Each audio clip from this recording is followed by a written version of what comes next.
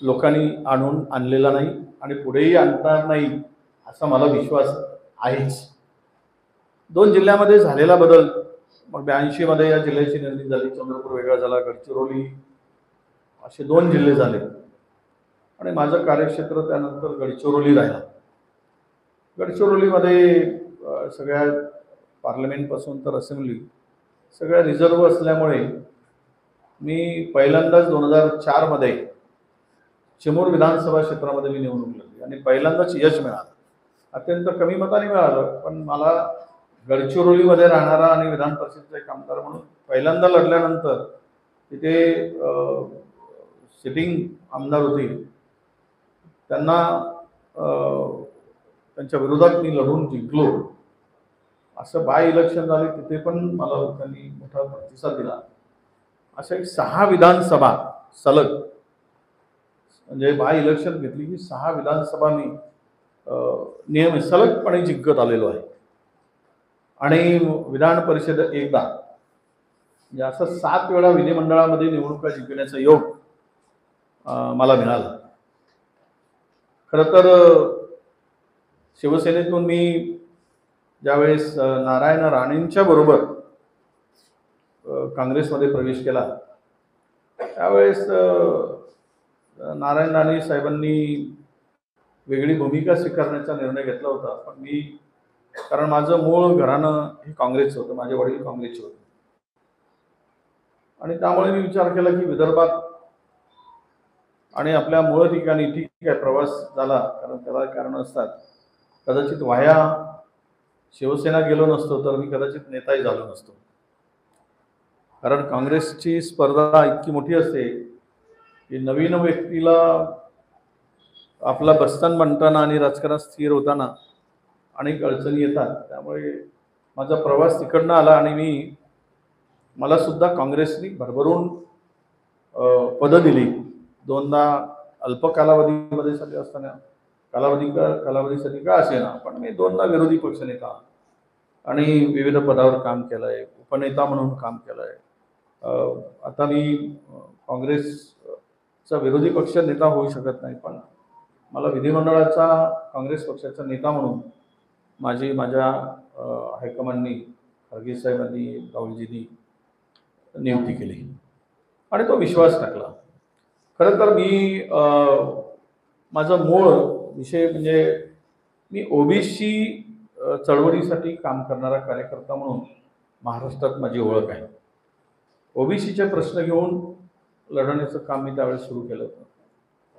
आमच्या काही हितचिंतकांना ते रुजलं नाही, परंतु मला आता दिल्लीच्या हायकमांडनी सांगितलं की वडेट्टीवारांची भूमिका त्यावेळेची बरोबर होती आणि आपण महाराष्ट्राच्या राजकारणात जुना इतिहास वगळला तरी आत्ताचा 24 मध्ये झालेल्या ज्या निवडणुका आहेत असेंब्लीच्या, त्यामध्ये सगळे चित्र पाहिलंय आपण की मराठा वर्सेस ओबीसी हे जे वातावरण झालं आणि त्यातून आम्ही कुठलीही भूमिका घेण्यामध्ये समर्थपणे कुठली भूमिका घेऊ शकलो नाही आणि त्याचा परिणाम असा झाला की आमच्यापासून मराठा समाज पाहिजे तेवढा जोडला नाही आणि ओबीसी समाज मोठ्या प्रमाणात आमच्यापासून दूर गेला.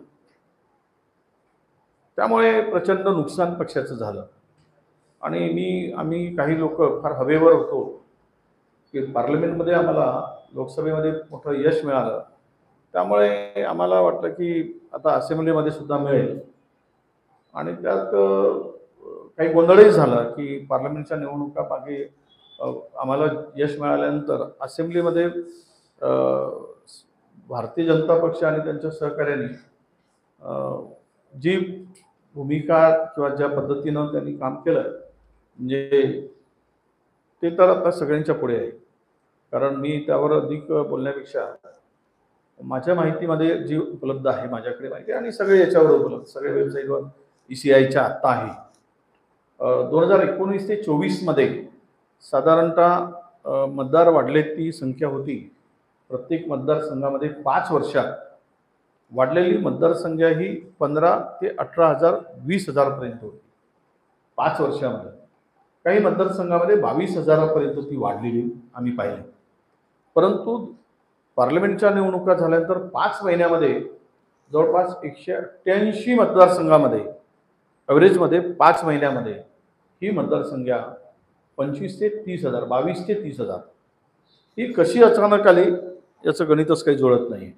अर्थात हा आरोप होईल, कोणी म्हणतील की निवडणुका हरल्यामुळे असं स्टेटमेंट करतील, पण ते तुम्ही सगळा रेकॉर्ड तपासला 187-88 मतदारसंघामध्ये 5 महिन्यामध्ये 25,000 मतं वाढतील कशी? कारण 5 वर्षामध्ये 25,000 मतं वाढली नाही, पण ते सगळ्या ठिकाणी हा प्रयोग आम्हालाही कळला नाही आणि आम्ही गाफील राहिलो. हा एक मुद्दा. दुसरा मुद्दा आहे की या निवडणुकामध्ये खरं तर पूर्णतः सत्तेचा वापर जिंकण्यासाठी करते तो सगळ्यात झाला. अर्थात सगळेच करतात, पण त्यापेक्षा तो फार प्रभावीपणे त्यांनी केला असं मी म्हणेन. मुद्दाम हा शब्द वापरतो, त्याला जगलरी किंवा इतर शब्द वापरत नाही. प्रभावीपणे केला. म्हणजे पोलिसांच्या गाड्यामध्ये सत्ताधाऱ्यांचे पैसे जर जाऊन पोहोचत असतील तर तो प्रभावीच ठरतो आणि तो प्रभाव तिथे दिसला. हे आत्ता सगळे आमच्याकडे माहिती उपलब्ध आहे. अर्थात त्या निवडणुकांच्या कालावधीमध्ये आम्ही निवडणुका टार्गेट ठेवून करत असतो, पण विशेष करून जे आता सगळा कार्य आपण पाहतोय चंद्रपूर जिल्ह्यातला, आता मी चंद्रपूर जिल्ह्याचं स्थायी झालो, गडचिरोली जिल्ह्याचा आता मी अस्थायी आहे असं म्हणेन. अस्थायी मीन्स तिथे आता माझं कार्यक्षेत्र हे गडचिरोलीपेक्षा चंद्रपूरकडे अधिक माझं लक्ष आहे, कारण या जिल्ह्याचा मी आमदार आहे. म्हणजे मूळ भूमीचा, जन्मभूमीचा आमदार आहे. कर्मभूमी गडचिरोली राहिली माझी. आणि मी हे सगळं बघत असताना काही काळ या जिल्ह्याचा पालकमंत्री म्हणून मला काम करण्याची संधी मिळाली. जी आवश्यक होती ती कामाला मार्गी लावण्याचं कामही मी केलं, काही कामं राहून गेली. आता तुम्ही बघताय की एक सुंदर गेस्ट हाऊस जे होते आहे, ज्याला किल्ल्याचं स्वरूप आहे, ती कल्पना माझी. ते मीच भूमिपूजन त्याचं केलेलं होतं, निधी मी उपलब्ध करून दिला होता. जे आता नवीन गेस्ट हाऊस होत आहे, कदाचित तुम्हाला पाहायला बाजूचं एक सुंदर असं, म्हणजे त्यामध्ये जे काही प्लॅन केला आहे त्याच्यात आम्ही म्हणजे त्याला किल्ल्याचं स्वरूप, हे गडचिरोलीचं आपल्या चंद्रपूरचं जे ऐतिहासिक वैभव आहे ते तिकडे आलेल्या लोकांना दिसावं. आणि गडचिरोली चंद्रपूर जिल्ह्यातील दोनही जिल्ह्यातील ज्या ऐतिहासिक वारसाबरोबर इथे जे काही आपल्याकडे ताडोबासारखी जी आहे आणि स्थळं आहेत त्याचे सुद्धा तिकडे दर्शन व्हावे. आपल्याकडे पूर्णतः त्यामध्ये माझी कल्पना मी मांडत असताना एक तिकडे आपल्या जिल्ह्याची संपूर्ण वैभव दाखवणारं एक संग्रहालय आम्ही त्यामध्ये छोटंसं ठेवायचा निर्णय घेतला. ते बांधकाम आता पूर्णत्वास होत आहे, मला वाटतं पूर्ण होईल त्यावरती नंतर आपल्याला कळेल. जी जिल्हाधिकारी कार्यालयाची इमारत आहे ती मी मंजूर करून दिली होती, त्याचंही भूमिपूजन माझ्याच हस्ते त्यावेळेस झालेलं होतं. हे दोन महत्त्वाची कामं मला कोरोना कालावधीमध्ये 18 महिने आमचे कोरोनामध्ये गेले, एकूण 27 महिन्याच्या कालावधीमध्ये. आणि 18 महिने त्याच्यामध्ये गेल्यामुळे एक 7-8 महिन्याचा कालावधीच आम्हाला काम करायला मिळालं. आता काही लोक सांगतात की तुम्ही उद्धव ठाकरेंना टीका करतात, तुम्ही मुख्यमंत्री होते, काय त्यांना काय सांगायचं बापुड्यांना? बाबा रे, सगळा काळ कोरोनाचा होता, आर्थिक आवक मंदावली होती, उद्योग बंद पडले होते, एक सगळा परिणाम इकॉनॉमीवर झाला होता, अर्थव्यवस्थेवर झाला होता. त्यांना काही कळत नाही, ठीक आहे वेगमध्ये बोलतात. आणि ती संधी मला मिळाली, बरेच निर्णय त्यावेळेस घेतले. ओबीसींचे हॉस्टेल सुरू करायचा निर्णय घेतला, स्कॉलरशिपमध्ये वाढ केली मी खात्याचा मंत्री असताना. तर एक मोठी यादी आहे मी जे काही निर्णय घेतले. तुमच्या तासभराच्या याच्यामध्ये किंवा अर्धा तासाच्या याच्यामध्ये मी ते सगळं काही सांगू शकत नाही. पण गोशीखुर्द प्रकल्प पूर्ण होण्यासाठी खरं जर त्यावेळेस मी 2008 मध्ये राज्यमंत्री झालो, सिंचन खाता माझ्याकडे होता, त्या प्रकल्पाला राष्ट्रीय दर्जा मिळावा, नॅशनल स्टेटस मिळावा, त्यासाठी मी प्रयत्न केले. मनमोहन सिंग साहेबांच्याकडे जाऊन, सोनियाजी गांधी जाऊन, त्यावेळेचे आमचे पंतप्रधान कार्यालयाचे राज्यमंत्री पृथ्वीराज बाबा चव्हाण होते. आणि तो राष्ट्रीय प्रकल्प केल्यामुळे त्यावेळेस 4,990 कोटी रुपये गोशीखुर्द प्रकल्पाला आम्हाला मिळाले आणि गोशीखुर्द प्रकल्प पूर्ण होऊ शकला. अद्यापही नवीन प्रशासकीय मान्यता त्याला द्यायची, सुप्रमा द्यायचे, नवीन सुप्रमा सुधारित प्रशासनाचा. फार तर आता एक 3-3.5 हजार कोटीचे कामं शिल्लक राहिले. एकूण या प्रकल्पावर आता 23,800 कोटीच्या वर खर्च झाल्याचं आता दिसते आहे. म्हणजे या प्रकल्पापासून 2,52,000 हेक्टर सिंचन होणार आहे आणि याचा फायदा ब्रह्मपुरीला म्हणजे मोठ्या प्रमाणात होईल. आता आम्ही सगळं कॅल्क्युलेशन केल्यानंतर 78% सिंचन एका ब्रह्मपुरी मतदारसंघात होतो आहे. आणि हा मला वाटतं की महाराष्ट्रातील सर्वाधिक सिंचन असणारा मतदारसंघ म्हणजे कोणता, तर तो ब्रह्मपुरी असेल भविष्यात. आणि 2 लिफ्ट इरिगेशनला प्रशासकीय मान्यता मिळाली. ते जर झाले 23 गावं त्या सिंचनापासून दूर होते, मग मी लिफ्ट मंजूर करायचा प्रयत्न केला आणि त्याला प्रशासकीय मान्यता आता मिळते. आणि ते काम सुरू झालं की मग तो आकडा पुन्हा 81-82% जाईल शेतीचा. एवढा मोठा सिंचन ब्रह्मपुरी मतदारसंघात होणार आहे. पूर्ण सिंचनाचं नेटवर्क आम्ही ते तयार केलेलं आहे. जी कामं, जी जबाबदारी मला दिली त्या ठिकाणी न्याय देण्याचा प्रयत्न प्रामाणिकपणे आम्ही केला. आणि अनेक ठिकाणी माझी भूमिका मी मांडत असताना अगदीच बिनधास्तपणे परखड मांडत असतो, कोणाची चिंता करत नाही. आणि जे मला माहिती मिळाली किंवा जे माझ्या ज्ञात आहे ते मी सांगण्यासाठी, मांडण्यासाठी अजिबात घाबरत नाही. आणि 24चं सरकार आल्यानंतर आम्ही फार अल्पसंख्याक झालो, 16 जागा आम्हाला मिळाल्या. त्यामुळे सरकारमध्ये विरोधी पक्षनेता सुद्धा आम्हाला मिळाला नाही. अर्थात हे काही त्यांच्या परिश्रमाचं फळ आहे असं नव्हे. सत्ताधाऱ्यांच्या विरुद्ध ज्या काही पोस्ट येत होत्या सोशल मीडिया, सोशल मीडिया सगळ्या गोष्टीवर लोकांचं एक हे होतं की जे काही निगेटिव्हिटी लोकांची होती ती कशी पॉझिटिव्ह झाली हे कळायला मार्ग नाही.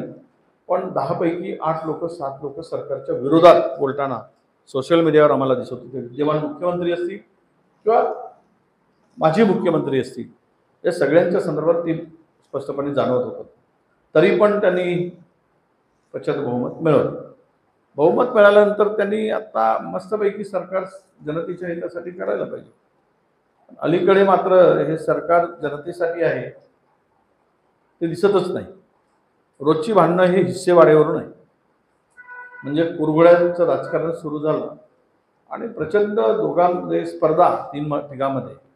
काल तर चैत्यभूमीवर बोलू दिलं नाही म्हणून 2 उपमुख्यमंत्र्यांनी तिथून काढता पाय घेतला,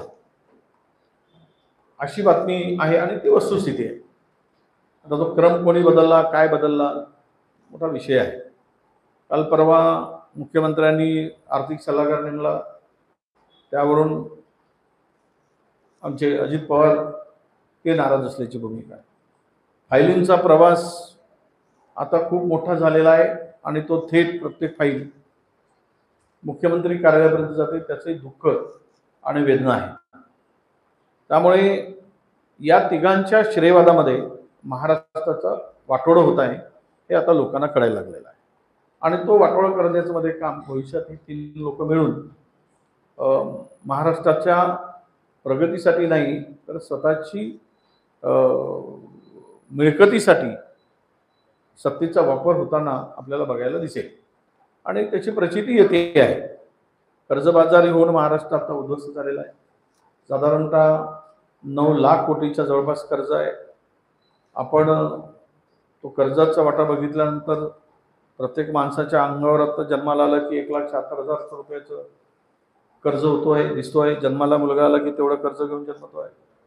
पण ग्रामीण आणि शहरी या 2 मध्ये प्रचंड दरी जातात. शहरी भाग आणि ग्रामीण भागामध्ये विकासाचा समतोल साधला जात नाही. प्रचंड इन्फ्रास्ट्रक्चरवर भर देऊन त्यातून टक्केवारीमध्ये अधिकाधिक मिळवण्याचा प्रयत्न सरकारचा मोठ्या प्रमाणात दिसतोय. की ग्रामीण इन्फ्रास्ट्रक्चर, ग्रामीण डेव्हलपमेंट, शेती डेव्हलपमेंटसाठी सरकारचं दुर्लक्ष होत आहे आणि ते दुय्यम स्थान आहे. तुम्ही सगळं जर पाहिलं तर म्हणजे समृद्धीसारखे रस्ते बांधले, त्यातून जे काही झालं. आता तुम्ही मला वाटतं कोल्हापूरचा मार्ग म्हणतो आम्ही त्याला, शक्तीपीठ, तो बांधण्याचा अट्टहास चाललेला आहे. लोकांचा विरोध आहे. पण यातून सत्ताधाऱ्यांना टक्केवारी वसूल करायची आहे हे महत्त्वाचं आहे. मोठमोठे इन्फ्रास्ट्रक्चरची कामं करायची, पण शेतकऱ्यांना कर्जमुक्तीचा विचारही करायचा नाही अशी राज्याची सत्ताधाऱ्यांची मानसिकता दिसते. मागील 2 वर्षापासून झालेल्या नुकसानीचे पैसे शेतकऱ्यांचे मिळाले नाही, त्यावर हे गांभीर्य नाही, सरकार गंभीर नाही. आणि त्यांच्या जाहीरनाम्यामध्ये आम्ही कर्ज माफ करतो म्हणून बोलल्यामुळे जवळपास महाराष्ट्रातील आता 57-58% शेतकऱ्यांनी कर्जच फेडलं नाही. आणि 57-58% शेतकऱ्यांना वाटलं की कर्जमाफी होते आहे, त्यामुळं जे क्राफ्ट लोन घेतलं ते परत केले नाही. त्यामुळं आत्ता पुढच्या वर्षीच्या हंगामासाठी त्यांना लोन मिळणार नाही आणि पर्यायानं त्यांना संकटाचं सामोरं जावं लागेल. महाराष्ट्र असं एक राज्य आहे की ज्या राज्यामध्ये 166 शेतकरी दर महिन्याला आत्महत्या करतात. हे प्रचंड मोठा आकडा आहे. त्यासाठी अनेक धोरणं आहेत कारणीभूत. सेंट्रल गव्हर्नमेंटची धोरणं आहेत, राज्य सरकारची धोरणं आहेत. आणि या धोरणामुळे शेतकरी मात्र पूर्णतः उद्ध्वस्त होताना आपल्याला सगळ्यांना दिसतो आहे. त्याचं कारणही आहे की सत्ता आणि संपत्ती ही सेंट्रलाइज करायचं काम केंद्र सरकारच्या धोरणामध्ये दिसतो आहे.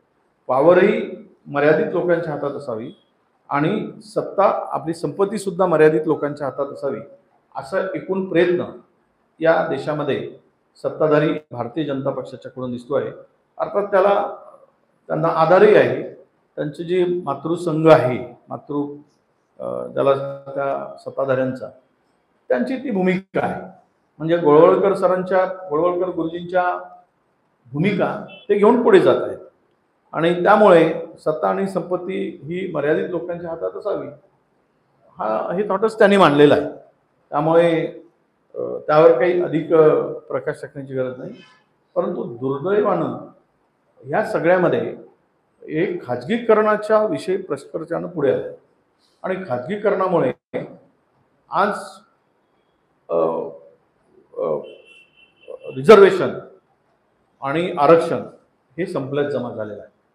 आम्ही विरोध केल्यानंतर निवडणुकीच्या पूर्वी त्याला स्थगिती दिली. त्यानंतर आतापर्यंत जवळपास या सगळ्यांनी मिळून 87,000 जागा खाजगीकरणातून भरण्याचं काम केलेलं आहे. 87,000 म्हणजे 87,000 जागा जर हे खाजगीकरणातून भरत असतील आणि ते पुढच्या वर्षभरामध्ये 2 लाख जागा खाजगीकरणातून भरल्या जातील, म्हणजे आरक्षणाचा विषय संपला आहे. हे मुळात हे सरकार आरक्षण विरोधीच आहे. यांना बहुजनांचं किंवा ओबीसी SC STंना आरक्षण मिळावं हे यांची भूमिकाच नाही, ही त्यांची विरोधाची भूमिका आहे. कारण त्यांची आयडिओलॉजीच ती आहे आरक्षण संपवण्याची. त्यांच्या पक्षाची आयडिओलॉजी किती काही म्हणू देत, पण ती भूमिका त्या पक्षाची ठरलेली आहे. आणि त्यामुळे आता भविष्यात या लोकांना प्रचंड संकटाला सामोरं जावं लागेल. आणि म्हणजे दुर्दैवानं सांगायचं झालं तर आपला देश हा संविधानावर चालतो, पण अलीकडे मात्र UPच्या मुख्यमंत्र्यांच्या टेबलवर मनुस्मृतीचा ग्रंथ ठेवला जातो, हे सगळ्यांनी बघितलं आहे. तर त्यांना देश कुठल्या दिशेनं नेऊन चालवायचा आहे याची स्पष्टता दिसते आहे. शिक्षण विभागाच्या संदर्भात सांगतात तर शैक्षणिक धोरण यामध्ये पूर्णतः बदल केला जातो आहे. UPSCमध्ये काही प्रश्न असे विचारले जातात की ते संघाशी संबंधित आहे, त्याचा इतिहास विचारला जातो आहे. मला कळत नाही की इतिहास आता अलीकडचा विचारावं की पलीकडचा विचारावं, हा ठीक आहे, ते प्रश्न तयार करणाऱ्यांचा विषय आहे. पण दुर्दैवानं सांगायचं झालं तर आम्ही आत्ता जग कुठे चाललेलं आहे आणि आपण प्रश्न कोणते विचारत आहोत. आम्ही जर त्या प्रश्नाचा रोख म्हणजे आमच्यासारख्या माणसाला प्रश्न पडतो की तो प्रश्नाचा रोख हा डेव्हलपमेंटच्या दृष्टीने असायला पाहिजे, परंतु तो रोख मात्र आम्हाला अध्यात्माकडे घेऊन जाणार असतो. अध्यात्म वाईट नाही, अध्यात्मासंदर्भात नाही, परंतु त्यामध्ये जी काही अंधश्रद्धा आणि अंधभक्ती दिसते आहे त्याकडे आमचा रोख असणार आहे. ही सगळी परिस्थिती पाहता सत्ता आणि संपत्ती एकवटताना या देशातील बहुजन हा आता स्वतंत्र भारताचा गुलाम म्हणून भविष्यात वावरेल अशा प्रकारची परिस्थिती या देशामध्ये निर्माण होत आहे. नव्हे ती आता सुरुवातच झालेली आहे आणि त्यामध्ये त्या दिशेनं हळूहळू वाटचाल झाली आहे. म्हणजे केवळ आणि केवळ आपण जर विचार केला तर RSS संबंधित असलेले ब्राह्मणच केवळ मालक असतील आणि त्यानंतरचे सर्व जे काही बहुजन असतील, इतर असतील, ब्राह्मण असतील, हे सर्व त्यांच्या लेखी हे गुलामच आहे. म्हणजे उच्चवर्णीय सुद्धा गुलाम आहे आणि ही पद्धतशीरपणे ही यंत्रणा राबवण्याचं काम हा कदाचित मी जे बोलतो आहे हा उद्याचा मोठा विषय सगळ्यापुढे असणार आहे. पण जे सांगतोय ती वस्तुस्थिती मी सांगतोय आणि याचं कारणच असं आहे की तुम्ही सत्तेचं विकेंद्रीकरण काँग्रेसने केलं. सत्ता ही सत्तेचं विकेंद्रीकरणावर भर राहिला. शेवटच्या माणसापर्यंत ही सत्ता पोहोचली पाहिजे आणि सत्तेचा सहभागी झाला पाहिजे. तुम्ही अलीकडे बघताय 4 वर्षापासून कुठल्याही स्थानिक स्वराज्य संस्थांच्या निवडणुका होत नाही. म्हणजे सत्तेचं केंद्रीकरण आहे की नाही हा खरा प्रश्न येतो आहे. तुम्ही या राज्यातील 49,000 जागा रिक्त ठेवून त्यातील सगळ्याच जागा मध्यम जागा या कॅटेगरीच्या लोकांच्या आहेत. त्या एससीच्या आहेत, एसटीच्या आहेत, ओबीसीच्या आहेत. त्यांनाही त्या पदापासून वंचित ठेवण्याचं काम झालेलं आहे. ते का करू शकत नाही? त्यावेळेस देवेंद्रजी फडणवीस म्हणाले होते की सत्ता आमच्या हातात आली तर 6 महिन्यामध्ये मी आरक्षणाचा प्रश्न संपूर्ण केला. मराठा आरक्षण नाही हे सुद्धा ते सभागृहामध्ये ते बोलले. ज्यावेळेस ओबीसी आरक्षणावरून रान पेटलं होतं आणि स्थानिक स्वराज्य संस्थेच्या निवडणुका त्यावेळेस थांबवल्या होत्या, प्रक्रिया थांबली होती, त्यावेळेचं ते म्हणणं होतं. आत्ताची स्थिती काही लोकांना काही मिळत असेल परंतु त्यांना फ्रीडम नाही, त्यांना स्वातंत्र्य नाही. एखादा मंत्र्याला मोठं मंत्रिपद मिळेल पण त्या सगळ्या मंत्रालयाचे अधिकार त्याच्याकडे आहेत की नाही यावर जर प्रकाश टाकला तर मोठा प्रश्न सगळ्यापुढे निर्माण होईल. अर्थात मी ऑथेंटिक आत्ता बोलायसाठी माझ्याकडे पुरावे पाहिजेत, पण ते पुरावे आम्ही गोळा करायचं का आमच्याकडे आहेच. काही गोष्टीचे पुरावे आहेत. मग हे मंत्री बनून उपयोग काय? जर मंत्र्याला मंत्र्यांचे अधिकार वापरता येत नसेल तर त्या मंत्र्यांनी केवळ मिरवण्यासाठी त्याचा उपयोग होईल तर मात्र त्याला न्याय देता येईल का हा खरा प्रश्न येतो. म्हणून ही सगळी एकूण परिस्थिती देशाची असेल की राज्याची फार भयावह परिस्थितीमध्ये आपल्याला जगावं लागत आहे. म्हणजे तुम्हाला आम्ही सगळे अधिकार संविधानाने दिले, सगळे अधिकार तुम्हाला कायद्याने दिले आणि काँग्रेसने जे काही अधिकार दिलेत, right to food, right to education, सगळे म्हणजे या सगळ्यामध्ये त्या माणसाला सक्षम बनवण्याचं धोरण काँग्रेसचं होतं. अलीकडे सगळ्याच धोरणाला कात्री लावण्याचं काम झालेलं आहे. शैक्षणिक धोरण आता असं होतं की भविष्यात पुढच्या 2-4 वर्षामध्ये तुम्हाला शिक्षण हे मर्यादित लोकांनीच त्यांची मोनोपॉली किंवा त्यांचेच अधिकार हे असणार आहे. हे आत्ताच्या एकूण परिस्थितीमधून दिसते आहे. अनेक महाविद्यालय बंद पडतील. पुन्हा आम्हाला काय म्हणतात त्याला ऋषीमुनीच्या काळामध्ये जावं लागेल की काय? जे काही आम्ही त्याला त्रेधा युग म्हणत होतो त्या काळामध्ये किंवा द्वापार युग जे काही होतं त्यामध्ये जी व्यवस्था होती त्या काळामधली जी काही व्यवस्था होती त्या व्यवस्थेमध्ये पुन्हा आम्हाला जाण्याची पाळी भविष्यात येणार का अशी झालेली आहे. सरकारच्या विरुद्ध कोणीही बोलू नये अशा प्रकारची भूमिका सरकारची आहे. आमच्या विरुद्ध बोलला तर तुम्ही गुन्हेगारात, राष्ट्रद्रोही आहात. ही भूमिका कुठली आहे? ही हुकुमशाही प्रवृत्तीची भूमिका आहे. परवा कामरांनी काय बोललं? कामरांचं उदाहरण आपल्यापुढे आहे. कुठलाही सत्ताधारी असू दे, सरकारवर टीका करणं आणि टीकेला सरकारने उत्तर देणं ते योग्य आहे की नाही हे इथपर्यंत ठीक आहे. परंतु त्यांच्यावर गुन्हे दाखल करून त्याला कोठडी टाकण्यापर्यंत, धमकवण्यापर्यंत किंवा मारहाण करण्यापर्यंत जर जात असेल तर मला वाटतं ही सरकारची भूमिका ही आता हुकुमशाहीच्या कडे वाटचाल करणारी आहे. कारण फ्रीडम कुठे आहे? तुमचं स्वातंत्र्य हिरवण्याचं काम झालेलं आहे आणि तुम्ही तुमचं अपयश ढाकण्यासाठी, लपवण्यासाठी मग नवीन मुद्दे उरकून काढायचे. मग ती औरंगजेबाची समाधी आणायची.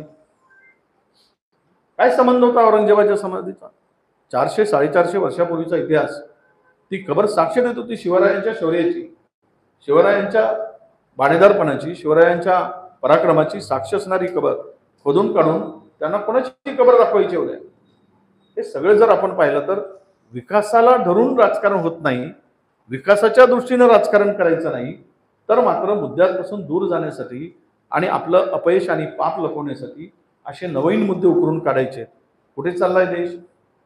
ज्या दिवशी या भारतामध्ये अमेरिकेतून बेड्या घालून लोक आणली जातात त्यावर कुठेही सरकारचा माणूस बोलत नाही. हे दुर्दैव आहे. आम्ही पाकिस्तानशी लढण्याची भाषा करतो, चीन मात्र आमच्याकडे प्रचंड मोठ्या प्रमाणामध्ये अतिक्रमण करतो, त्यावर आमच्या तोंडातून ब्रही शब्द काढला जात नाही. या देशाच्या पंतप्रधानांनी सांगितलं की चीन के साथ में आंख लाल करने की जरूरत है. आग लालही दिसत नाही, पांढरी दिसत नाही, पिवळी दिसत नाही. हे जर आपण पाहिलं तर अत्यंत मला वाटतं की आपण पाहतो की आपले नेबर कंट्री जवळ आहे, एकाशी आमचे संबंध नाही. कुठेही परराष्ट्र धोरण, कदाचित वडिट्टीवर आता परराष्ट्र धोरणावर बोलायला लागलाय असं काही टीका होईल, पण वस्तुस्थिती आहे एकही राज्य आमच्या, एकही देश आमच्या बरोबर सलोख्याचे संबंध नाही.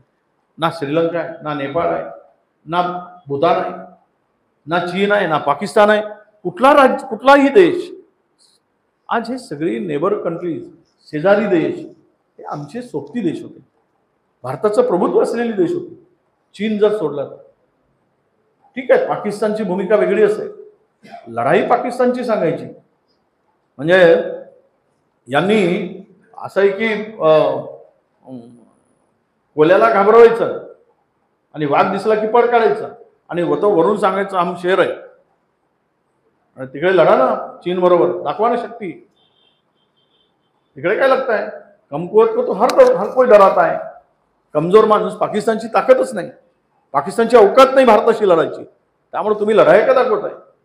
पण हे इकडे चीनशी लढायची हिंमत दाखवा ना, ती आहे का तुमच्या. भारताचा इतका मोठा भूभाग जर आपण त्यांनी बडकावला असेल तर कुठे चाललो.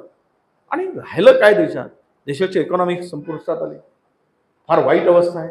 रुपयाचं अवमूल्यन झालं, आज रुपयाची किंमत घसरत चालली. त्यावेळेस सांगत होते की जिसके देश का रुपया की किंमत कम होती है तो उसकी देश की साख भी गिरती है. आता साख गिरली, पण यावर काही बोलायला तयार नाही. महागाईने प्रचंड उच्छांद मांडलाय, सामान्य माणसाचं जीवन जगणं कठीण झालंय. त्याचा परिणाम आज आपल्याला पाहतोय की त्याचा परिणाम असा झाला आहे की अमेरिकेसारखा देश ज्यावेळेस आम्हाला टॅरिफवर धमकी देतो त्यावेळेस त्याच्यावर उत्तरही द्यायला आमच्याकडे कोणी माणूस नाही. सत्ताधारी पक्षातला सत्ताधारी कोणी उत्तर पण देऊ शकत नाही जे टॅरिफ आता दिलं गेलंय. काय परिणाम होईल याचा कधी विचार केला गेला. आणि मी तुम्हाला सांगितल्याप्रमाणे या देशामध्ये आता अदानी आणि अंबानींनी पूर्णतः देश वाकण्याचं काम सुरू झालं आहे. ग्रेन मार्केटमध्ये अदानी प्रचंड पुढे गेलेला आहे. साधारणतः ग्रेन मार्केटमध्ये आत्ता जे काही अन्नधान्य आम्ही पिकवतो, धान्य पिकवतो, कडधान्य पिकवतो, त्याचं संपूर्ण सेंट्रलाइज करायचं काम अदानीला दिलं आहे. म्हणजे का शेतकऱ्यांचे भाव पडतात. ज्या वेळेस आमच्याकडचा सोयाबीन निघतो त्यावेळेस मात्र अमेरिकेतून सोयाबीन आणला जातो. आणि ज्यामध्ये गोड्या तेलाच्या मार्केटमध्ये अदानींचा स्टेक आत्ता 57% आहे. या देशामध्ये जर 57% तेलावर कंट्रोल करणार जर अदानी असेल तर शेतकऱ्यांच्या सोयाबीनला भाव कसा मिळेल. इथे उत्पन्न निघाल्यानंतर तुम्ही जर तिकडून माल आणणार आणि आपले गोडाऊन भरणार, 42 लाख क्षमतेचे गोडाऊन विदर्भामध्ये त्यांनी बांधलेले आहेत. कोणाला माहित आहे 42 लाख स्टोरेज करणारे गोडाऊन विदर्भात उभे केले आहे. देशामध्ये किती उभे झाले असतील याचा विचार केला तुम्ही. सिमेंट इंडस्ट्रीमध्ये पुढे गेलेले आहे, रेल विकले गेले आहेत, एअरपोर्ट सगळे ताब्यात दिले गेले आहेत सरकारने, त्यांच्या पोर्ट ताब्यात दिले गेलेले आहेत, सिमेंट इंडस्ट्री गेलेली आहे. आता IT सेक्टरमध्ये ते आलेले आहेत. ग्रेन मार्केट पूर्ण त्यांनी ताब्यात घेतलेला आहे. छोटा माणूस यामुळे दरवर्षी आपल्या देशातून 500 उद्योगपती बाहेर देशात पलायन करतात. काल परवा 44 कोटीमध्ये भारतात आपल्या अमेरिकेने गोल्ड विजा देण्याचं, ज्याला ग्रीन कार्ड म्हणतो, घोषणा केली. सर्वाधिक कोण आहेत तिथे अमेरिकेमध्ये पलायन करणारे तर भारतीय आहेत. सर्वाधिक जाणाऱ्यांनी अर्ज आपल्या अमेरिकेकडे गोल्ड विजाची मागणी करणारे भारतीय आहे. हे दुर्दैवानं सांगायला लागतं. या देशातील जी फॉरेन डायरेक्ट इन्व्हेस्टमेंट होती, FDI म्हणतो त्याला, FDI मध्ये आपल्या देशातून FDI विड्रॉ करत आहेत, लोक काढून नेत आहेत, येत नाहीये, चालले आहे बाहेर गंगाजळी. त्यामुळे त्याचा परिणाम GDP वर होतोय, त्याचा परिणाम महागाईवर होतोय, त्याचा परिणाम सामान्य माणसाच्या याच्यावर होतोय. जी सायकल तयार केली होती काँग्रेसनी, तो पैसा खालीपर्यंत गेला पाहिजे. आमच्या काळामध्ये आम्ही 65,000 पासून तर 85,000 कोटीपर्यंत मनरेगाचा 2014 मध्ये आम्ही त्याचा वाढ केली होती. मध्यंतरी सरकारने थोडी वाढ केली, पण आज ती वाढ मात्र 33,000 कोटीवर आली. मनरेगामध्ये काम करणाऱ्यांची जी 1.25 लाख कोटीपर्यंत गेलेली होती ती 33,000 कोटीवर आणणार तर मग गरिबांच्याकडे पैसा कसा जाईल, सामान्य माणसांच्याकडे पैसा कसा जाईल, सामान्य माणसाच्या हातामध्ये पैसा जाणार नाही, ती सायकल कशी फिरेल. आणि सर्व दृष्टीनं कुठलाच विजन नसलेलं काम. एकीकडे एन्व्हायरमेंटचा त्रास होतोय, पूर्णतः जंगल सर्रास तोडून साफ केली जात आहेत. तिथे कोणाचंच कंट्रोल राहिलं नाही. जयराम रमेश नावाचे आमचे त्यावेळेचे पर्यावरण मंत्री होते. 1 एकर जंगल काढू देत नव्हते. पण आज देशामध्ये एकूण आपण पाहिलं तर माझ्या माहितीप्रमाणे मी वाचलं ते की 13.7% की जंगल जर आपला कमी झाला असेल, उद्या देशाची अवस्था काय निर्माण होईल, कुठे चाललोय आपण, याचा विचार आपण करत नाही आहोत. आणि राहिला महाराष्ट्र तर कंगाल करून सोडलेला आहे. कंगाल करून अनेकांचा पगार मिळत नाही, अनेकांच्या योजना बंद करायची पाळी आलेली आहे, अनेक योजनांना कात्री लावलेली आहे. आणि आजच 8,000 महिलांना 1,500 रुपये मिळत होते, 500 रुपये प्रमाणे देणार, कारण त्यांना 1,000 रुपये केंद्राकडून मिळतात, राज्याकडून मिळतात. म्हणून मला एक कळत नाही या सरकारच्या बुद्धीची कीव करावीशी वाटते. अरे ते निराधार असतात, संजय गांधी निराधार असतील, ते निराधार असतात, त्यांना कोणी आधार नसतो म्हणून 1,500 मिळतो. आता ते 1,500 मिळत आहे म्हणून त्यांचे 1,000 कापायचे आणि 500 द्यायचे.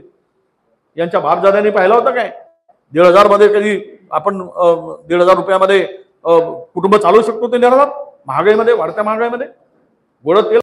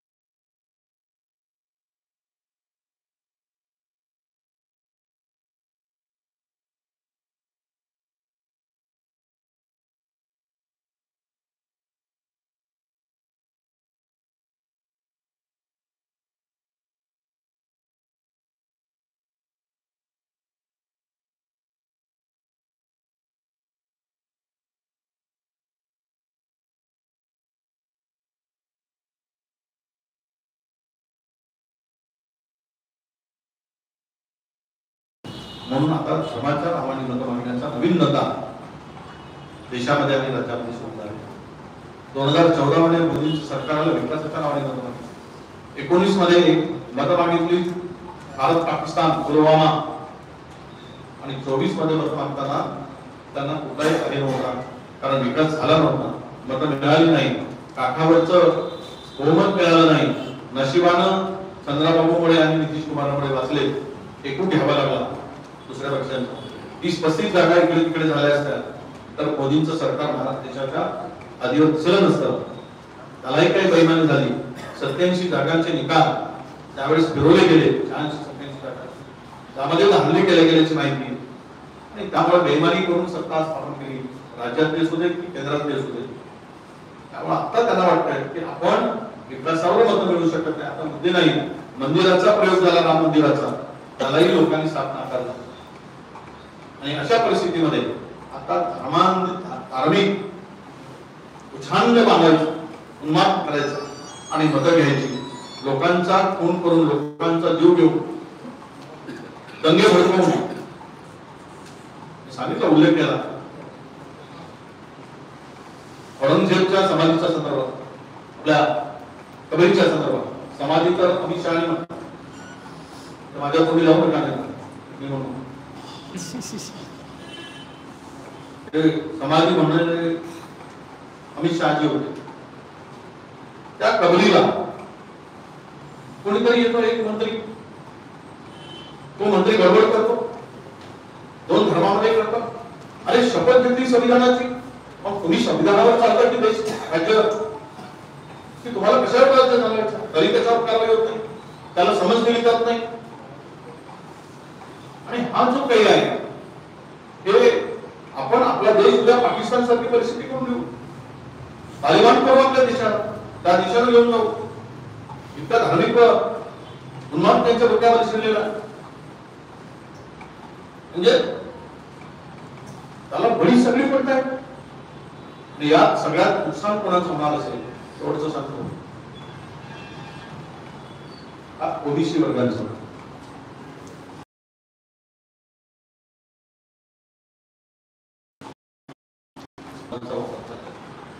त्याला अजूनही कळत नाही तुमचा वापर होतो. आणि या सगळ्यांची परिस्थिती उद्या पंख उपटलेल्या पोपटासारखी होईल आणि त्यांच्या मर्जीच्या भरोशावर, त्यांनी दिलेल्या धान्यांच्या भरोशावर, त्यांनी दिलेल्या अन्नाच्या भरोशावर जगावं लागेल. ही परिस्थिती आली आहे. त्या देशामध्ये 85 कोटी कुटुंबाला सरकारच्या मर्जीवर धान्यावर जगावं लागत असेल, तर तो देश विकसित आहे की तो देश विकासाच्या दृष्टीने पुढे जातो आहे की तो देशाची अधोगती होत आहे, या एका गोष्टीवरून त्याचे उत्तर मिळेल. आणि एकच सांगतो की सगळ्यामध्ये तुम्ही मला बोलवताना माझ्या मनातली काही पद्धत थोडीशी व्यक्त केली. राजकारणात, जिल्ह्याच्या राजकारणात अलीकडे खूप आनंद आणि मनोरंजन सुरू आहे आणि त्या मनोरंजनामध्ये काही काम न होता आमची खूप करमणूक करून आम्ही करून घेत आहोत आणि आम्हाला त्याचा खूप आनंद मिळत. खरं तर हे जे काही चाललंय, तुम्ही त्याला श्रेयवाद म्हणा, काही म्हणा, पण मला असं वाटतं की कोरड्या नदीला आता अचानक पूर यावा आणि तो सगळा पाणी आलेल्या पुराचा किमान नुकसान करून जात आहे असं आपण जर म्हटलं तर त्या पुराचा पाणी मात्र,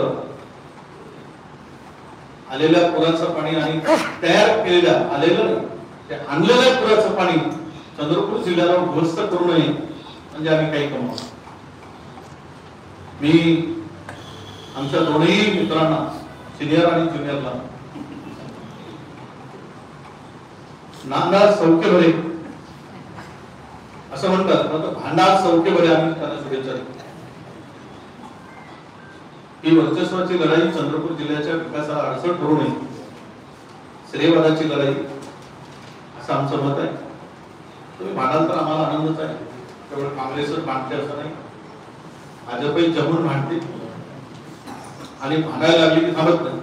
काँग्रेस थांबते तर आणि आम्ही थांबलो ते भांडणार, अन्यच पक्ष आहे तर भांडणार, फार शिस्तीचा पक्ष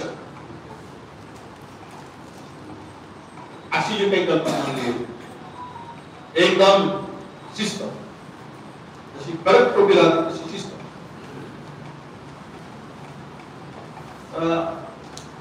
ती कडक टोपी नरम पडली काय की त्याची इस्त्री केली अशी परिस्थिती आली. वाईट वाटतं. बघणार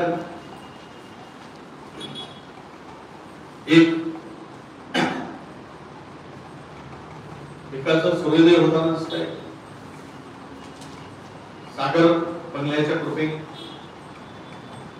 आणि एकाचा सूर्यास्त होताना दिसतंय, तेही सागर बंगल्याचे.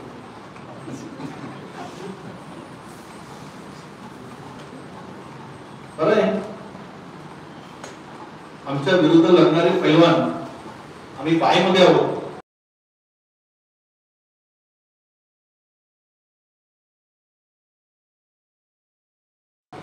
त्यातून जो काही जिंकेल दोघात कुस्तीमध्ये त्याच्याशी आम्ही लढू. सध्या आम्हाला त्यांची कुस्ती पाहण्यात आनंद आहे आणि ती कुस्ती अशी सुरू राहावी आणि चंद्रपूर जिल्ह्याचं मनोरंजन, कारण दुसरं काही करू शकत नाही, किमान मनोरंजन तरी करा, म्हणजे ब्लड सर्क्युलेशन व्यवस्थित राहील, आरोग्य उत्तम राहील, अशी अपेक्षा आपण ठेवूया. तुम्ही मला विशेष करून मी आभार मानतो की आमच्या प्रेस क्लबचे अध्यक्ष सचिव आणि पूर्ण प्रेस क्लबच्या सदस्यांचं की या निमित्तानं मला बोलवली. माझ्या मनामध्ये असलेल्या काही गोष्टी आहेत, माझ्या मनामध्ये असलेल्या काही भावना आहेत, माझ्या मनातले विचार आहेत, ते मांडण्याची संधी आपण उपलब्ध करून दिली. मध्यंतरीच्या वावड्यांना, म्हणजे माझा प्रवास कधी वैनगंगेवरून एकदम गोदावरीकडे घेऊन जातात, गोदावरीकडून अरबी समुद्राकडे कधी कधी घेऊन जातात. त्यामुळे त्यांनाही विजय वडेट्टीवार नावाचा माणूस आहे, तिथेच सरदार आहे. मला तिकडे जाऊन सैनिक व्हायचं नाहीये. ज्या पक्षाने मला सरदार केलं, दुसऱ्या पक्षात जाऊन मी सैनिक व्हावं. सध्या अलीकडे राजकारणामध्ये एक नेहमी उदाहरण देत असतो की भारतीय जनता पक्षामध्ये सध्या वातावरण असं आहे की कोल्याला जमादारकी मिळाली की वाघाला दिवाणजी होतो. ती परिस्थितीमध्ये मी नेता म्हणून काम करतोय, माझ्या विचाराला मी बांधलेला आहे. पुरोगामी विचाराचा एक पाईक म्हणून कार्यकर्ता म्हणून गेली 20-25 वर्ष मी त्या विचाराला काम करतो. मी आहे तिथेच आनंदी आहे, खुश आहे आणि माझ्या पक्षाला माझा विश्वास आहे. त्यामुळे माझ्यावर जबाबदारी पक्ष मला देते. ही जबाबदारी विश्वास असल्यामुळे मिळते आहे, नाहीतर मिळू शकत नाही. अनेक जण स्पर्धेमध्ये असतात, पण ती जबाबदारी मला दिली ते मी माझ्या हायकमांडच्या विश्वासामुळे मला मिळाली असं मी मानतो. आणि मी हायकमांडच्या विश्वासाला पराभव देत नाही. कारण आता 30 वर्षाची आमदारकी झाली, काय आता 5 वर्ष महामंडळाचा अध्यक्ष मी होतो आणि ती पदं भोगली, 2-2 वेळा विरोधी पक्षनेता, अपर हाऊस, कच्चा हाऊस. यापेक्षा आयुष्यात काय मिळावं आणि काय मिळवण्यासाठी जायचं, हे मिळवण्यासाठी नाही, आता विचार जपण्यासाठी जगायचं आहे.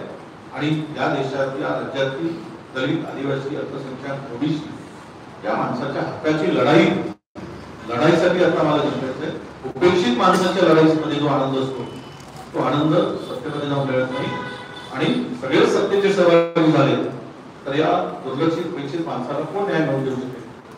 त्यामुळे आमच्या सारख्या माणसाची समाजाला गरज आहे आणि समाजाचं ऋण फेडण्याची संधी विरोधात का असेल ना, पण ती माझ्याकडे आलेली आहे. त्याचा उपयोग करून या देशातील, या महाराष्ट्रातील या समाजासाठी काम करेल हा विश्वास परत आपल्याला देतो. कोणी मला भेटले, कोणाच्या गाडीत भेटले, गाडीत गेले म्हणून त्यावर विश्वास अधिक ठेवू नका. मित्रत्वानं विश्वास गाडीत फिरावं लागतं, बसावं लागतं. याचा अर्थ काही दिवसा ढवळ्याच माणूस कोणाच्या गाडीत बसून कष्टांतराचा विचार करतो वगैरे, हे काही जे डोक्यातल्या कल्पना आहेत त्या अजिबात ठेवू नका. तुम्ही सगळे साक्षीदार असणार. मी परत सांगितलंय की मी एक वेळ मी माझी बाजू मांडत असताना मला कोणी जलद टाकतील तरी जाईल, पण मी माझ्या विचारापासून कसूरही इकडे तिकडे जाणार नाही. शेवट माणसाच्या आता मर्यादा असतात, राजकारण करायच्या मर्यादा असतात. इतके वर्ष झाली काम करत आलो. नारायण राणे असतील त्यांच्याबरोबर काम केलं, मी त्यांना सोडून दिलं. अशोक चव्हाणांनी पक्ष सोडला, मी त्यांना सोडून दिलं. मी काँग्रेसमध्ये राहिलो. माझ्यात लहानसा माणूस या कल्पनेच्या वावड्या ज्या असतात त्याच्यात सध्या नाही. लढेंगे, जितेंगे, बचेंगे भी और लढेंगे भी हा नारा घेऊनच काम करू, हा विश्वास या प्रेस विंड प्रेसच्या माध्यमातून मी चंद्रपूर जिल्ह्यातील जनतेला आश्वस्त करू इच्छितो. वडेट्टीवार, फुले शाहू आंबेडकर, छत्रपती शिवरायांच्या विचारांचा वारसा मिळतोय. बोलगेवळेपणा बाकी सगळे करतात, पण तो विचार ठामपणे पुढे घेऊ, लढत राहील आणि लढण्याची जिद्द कायम ठेवून पाय रोवून उभा राहील हा विश्वास आणि वचन देतो. आपण बोलवलं त्याबद्दल आपल्या सगळ्यांना आभार व्यक्त करतो आणि म्हणतो धन्यवाद, नमस्कार, जय भीम, जय सेवा, वालेकुम सलाम, राम राम. प्रश्न मंगेशकर कुटुंबाबद्दल आता वक्तव्य केलं आणि त्याचं योगदान काय आणि अजित पवार साहेब म्हणतात मला भरपूर योगदान आहे, त्याच्यावर काय सांगता येईल? नाही, असं आहे की मी माझी बाजू मांडली. हे प्रकरण दीनानाथ मंगेशकर आणि लता मंगेशकर फाउंडेशनचं जे हॉस्पिटल आहे त्याच्या माध्यमातून माझ्या ते भिशे नावाच्या माझ्या त्या डोळ्यात अगदी करून माझ्या मुलीसारखे त्याला 2 मृत्यू झाला आणि 2 डोळे झाले. फार वाईट ते सगळं पाहिल्यानंतर कोणाच्या डोळ्यात आणि जे काही उदाहरणं मी दिलेत ती त्या उदाहरणावर मी ठाम आहे. मी प्रकाश भाऊ आंबेडकर उदाहरण दिलं, ही सत्य परिस्थिती आहे. मी परभणीचं काही उदाहरण दिलं, ती परिस्थिती आहे. अहो या कुटुंबांनी तर आता ते वर गेले, मी अधिक बोलायला लावलं. वेदर रोडचा ब्रिज होऊ दिला नाही, त्यावेळेस या कुटुंबांनी सांगितलं की तो ब्रिज झाला, कारण त्याच्या बाजूला ते राहतात, तो ब्रिज झाला तर आम्ही भारत सोडून जाऊ. तर ते जाऊ म्हटलं तर तो मोठा वाद होईल, तो कुठल्या देशाचं नाव घेतलं तर ते मी आता सांगू शकत नाही. ही भूमिका प्रकल्पने त्यावेळेस कारण त्यांना त्रास होतो आम्हाला प्राणचा, लोकांचा विचार केला नाही. त्यामुळे मी माझी भूमिका मी मानलेली आहे. कोणाला काय म्हणायचं आहे, काल मी आता लोकसभेमध्ये कुलकर्णींचा नाही, पण बरोबर आहे मंगेशकरच्या संदर्भात कुलकर्णी जे लिहितील मला त्याबद्दल काही मानायचं नाही किंवा बोलायचं नाही, ते त्यांची भूमिका. माझी भूमिका ही स्पष्ट आहे. या कुटुंबांनी कायमाचे पैसे घेतले, कायम केलं, पण गरीब सामान्य माणूस, मध्यमवर्गीय माणूस किंवा भारतातील उपेक्षित माणसासाठी काही केलेलं नाही. तो कुठलाही उदाहरण नाही. विजय भाऊ, यस, पिछले विधानसभा में आपको सुधीर बाबू ने गले लगाया और आपके कान में ऐसी क्या बात बोल दी कि जो आप आश्चर्यचकित हो गए? कौन से विधान विधान आपको गले लगाया सुधीर बाबू ने और आपके कान में ऐसी क्या बात बोली, थोड़ा आश्चर्यचकित हो गया? ये कब की, चुनाव के पहले? ये विधानसभा के अंदर में ऐसा है, विधानसभा के अंदर में उन्होंने मेरे कान में ये बोला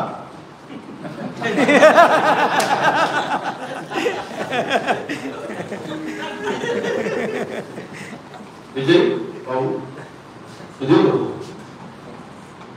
भाऊ ने विजय भाऊ के कान में ये बोला आपण दोनों हे भाऊ आणि सगळे मिळून चंद्रपूरचा विकास पाहू.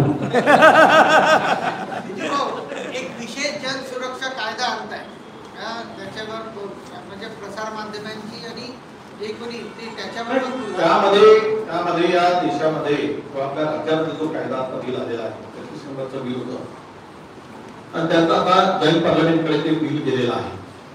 अर्बन नक्षलाईटचं नाव पुढे करून जे बिल आणलं जात आहे त्यामधले गुपित असे आहे की या देशात, या राज्यामध्ये कुणीही स्वतःच्या हक्कासाठी झालेल्या अन्यायासाठी रस्त्यावर येऊ नये, ही त्यामागची भूमिका.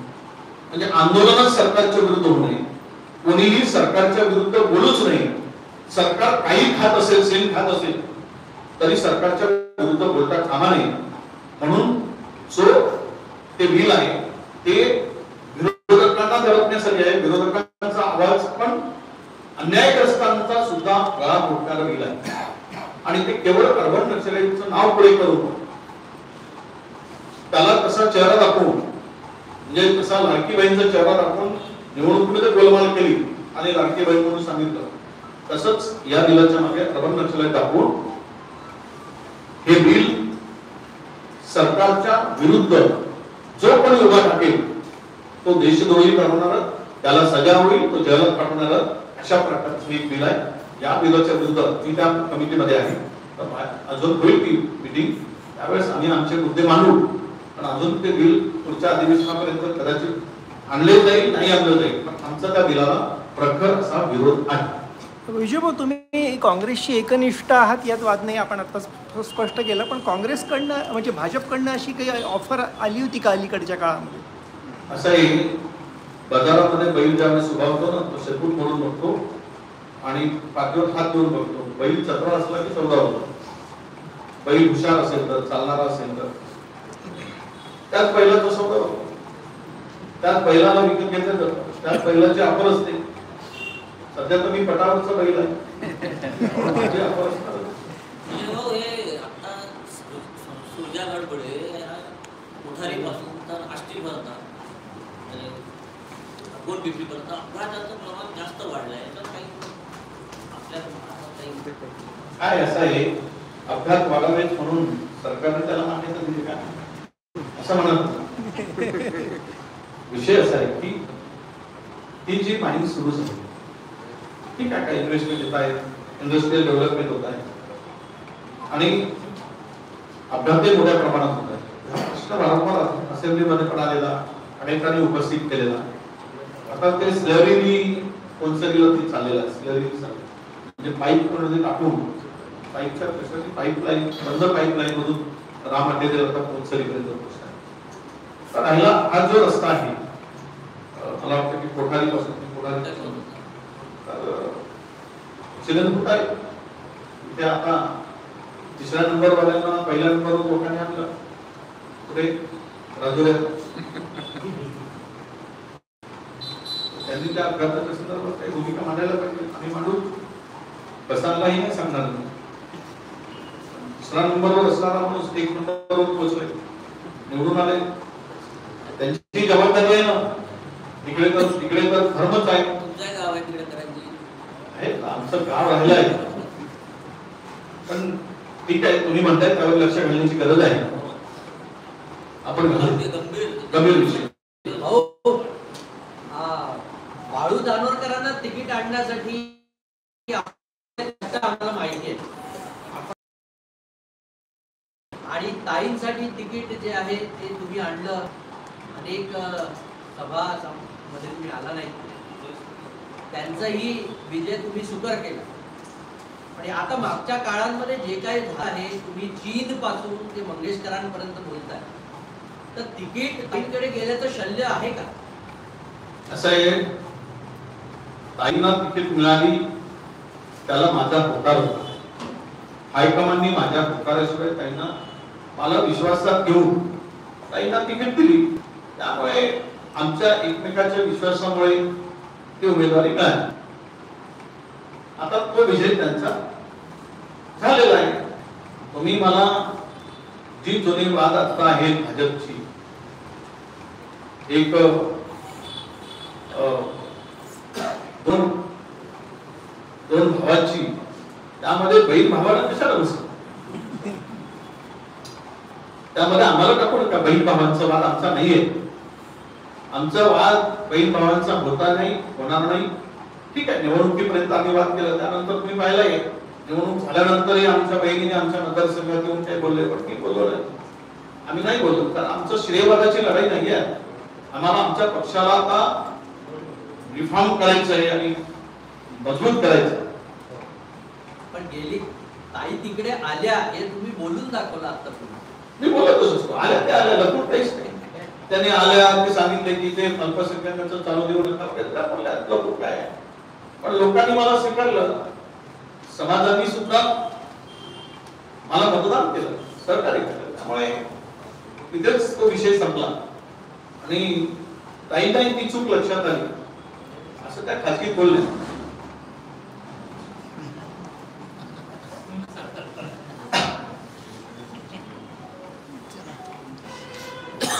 येस, बाकी काय? US इंटेलिजन्सच्या चीफ आहे त्यांनी काही दिवसांपूर्वी एक वक्तव्य दिलेलं होतं ईव्हीएम जे मशीन जे आहे त्याच्या निकाल देखील बदलला जाऊ. तुलसी गेवारचं स्टेटमेंट आम्ही ऐकलंय पाहिलंय. आम्ही ईव्हीएमच्या संदर्भात जेवढ्या सगळे देश आहेत प्रगती ज्या डेव्हलपमेंट तंत्रज्ञानाने सायन्सनी टेक्नॉलॉजी वाईज पुढे गेलेलं देश आहे. आमच्या 50 वर्ष पुढे अनेक देश त्याची तुलना आपली होऊ शकत नाही. आता आम्ही आलो त्या देशांनी सुद्धा ईव्हीएमला नाकारलेला आहे आणि त्यांच्या म्हणण्यामध्ये तथ्य आहे. सरकार का घाबरते माहित नाही. केंद्र सरकारने ईव्हीएम वरच्या निवडणुका घेऊ नये आणि बॅलेट पेपरवर घ्याव्यात ही मागणी आहे. त्यांच्या म्हणण्यानंतर काँग्रेसची आता मजबूत काँग्रेस आता भूमिकेवर ठाम झालेला आहे की पुढच्या निवडणुका तुम्ही या बॅलेट पेपरवर घ्या. कोणत्याही परिस्थितीमध्ये ईव्हीएम वर निवडणुका होता कामा नये. जर अमेरिकेसारख्या त्या विद्वान व्यक्तींनी सांगितल्यावर आमचा ईसी इंडियाचा ईसी आहे इलेक्शन कमिशन ऑफ इंडिया हा सांगतो नाही नाही ईव्हीएम बरोबर आहे आणि नेमलेला माणूस सांगतो ज्याची कारकीर्द विषयाच्या संदर्भात आम्ही भूमिका स्पष्टपणे मांडली आहे. तो बायसपणा करतोय बायस त्या इलेक्शन कमिशनच्या त्या व्यक्तीने याची पुष्टी करावी आणि याला समर्थन द्यावं. यापेक्षा दुर्दैव दुसरं काय म्हणजे ते कोणाची भाषा बोलतोय तो केंद्र सरकारची भाषा बोलतोय. जर एखादी व्यक्ती एवढ्या उच्च पदस्थ त्या संदर्भात साधा औचित्य दाखवलं पाहिजे की ठीक आहे आम्ही या संदर्भात चौकशी करू त्या संदर्भात आम्ही गांभीर्याने घेऊ. त्यांना माहित आहे की ईव्हीएम ज्या दिवशी हातून जाईल त्या दिवशी पुन्हा मोदी सरकार दिसणार नाही. देश पातळीवर काँग्रेस गेल्या 2014 पासून सतत निवडणुका करत आहे. काँग्रेसला नव्या नेतृत्वाची गरज आहे असं वाटतं तुम्हाला? ते बघा नेतृत्व सातत्यानं कसंही बदलत असतो. नेतृत्व कुठल्याही परिस्थितीत आहे आणि नेहरू पासूनच आपण बघितलं तर अनेक राहुलजी आपल्या राजीवजीपर्यंत काही पंतप्रधान देशांनी पाहिले नरसिंहराव पाहिलं आणि मध्यंतरीच्या काळामध्ये आलेले पंतप्रधान आपण पाहिले.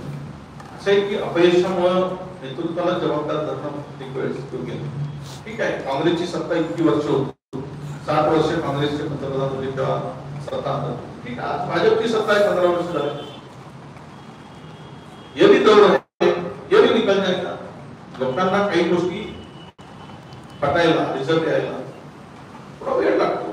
आता लोकांना कळायला लागलं आम्ही 2024च्या पार्लमेंटच्या निवडणुकीमध्ये आमची इंडिया आघाडी 235 पर्यंत पोहोचली होती.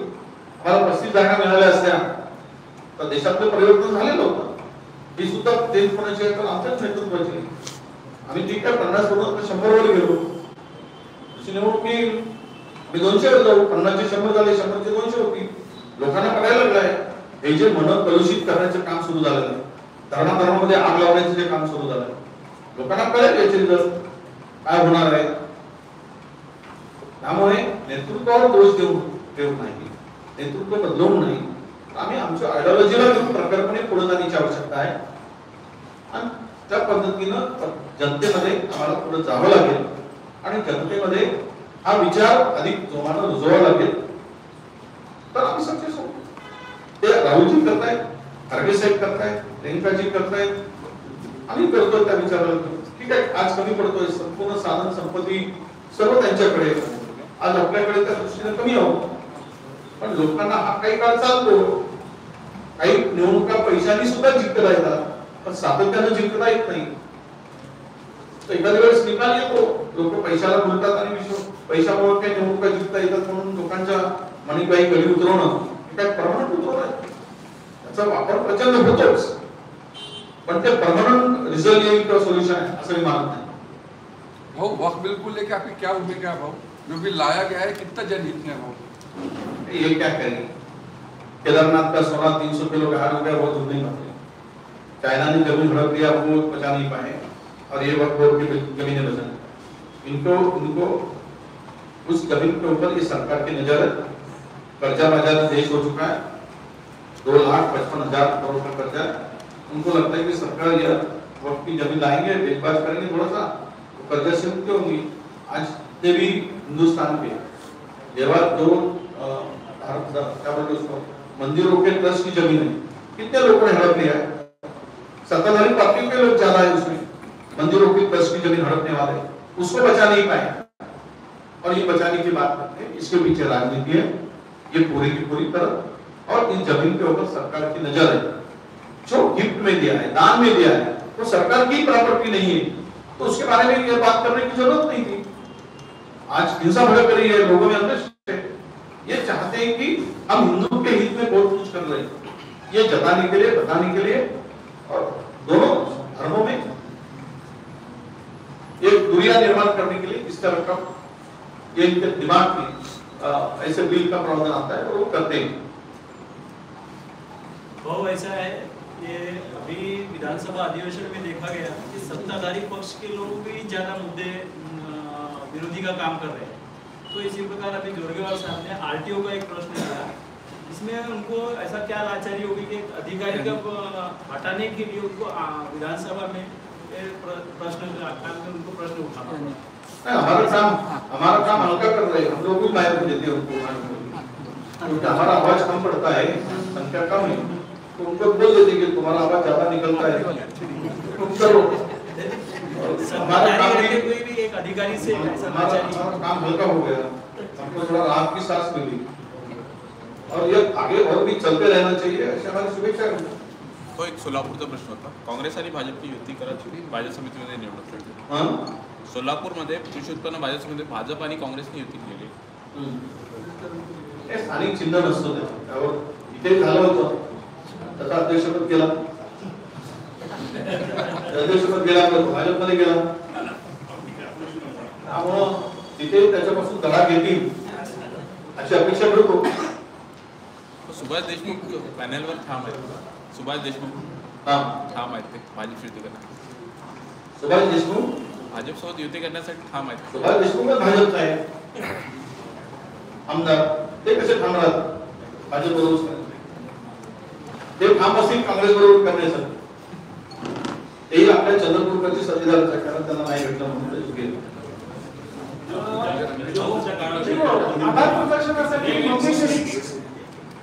कार्यक्रम दारूमध्ये उठली, त्याच्यानंतर बरेचसे दुकान वाटप करण्यात आले, असे आरोप आहे की ते सगळे दुकानं देताना नियम धाब्यावर ठेवून ते देण्यात आलं, आणि नंतर मला आमचं पुढे गेलं तुमच्या अंगावर असं वाटतं मग या आंदोलन काय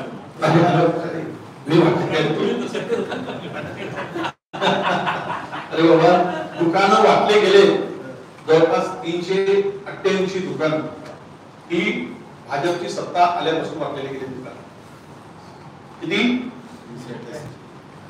हे सर्व नियम धाब्यावर बसून केलेले आहेत। त्यावेळेस कोण होते सत्ताधारी? भारतीय जनता पक्ष होता। मी दारू सुरू केली असं जर कोणी म्हणत असेल तर दारू सुरू करण्यासाठी आम्ही रिसर्च जे काही माहिती घेतली, जे काही अवैध दारू विकली जात होती, डुप्लिकेट होती, या सगळ्याचं तिकडे रेकॉर्ड आहे। दारू सुरू झाली, मग जुन्या लायसन्स सोडून नवीन लायसन्सला कोणी काही द्यायला लावला, त्यावेळेस केल्यानंतर जे जुने दुकानदार होते तेवढी सुरू होती, नवीन जे सुरू झाले पण 10 लाखाचा, 15 लाखाचा, 20 लाखाचा रेट कोणाच्या काळात झाला? त्याला जबाबदार कोण? आपण चौकशी एसआयटी करू द्या, एसआयटी करू द्या, सीबीआय करू द्या, कोणी करू दे, जो दोषी असेल तो मला येस थँक्यू। संभाजी भिडेंना पुतळा चावला, दवाखान्यात भरती आहे आणि पुतळ्याचा शोध सुरू आहे। असं आहे की पुतळ्याला वाटलं असेल मागचे शोधते आहे म्हणून चुकून त्यांनी तो प्रयोग केला।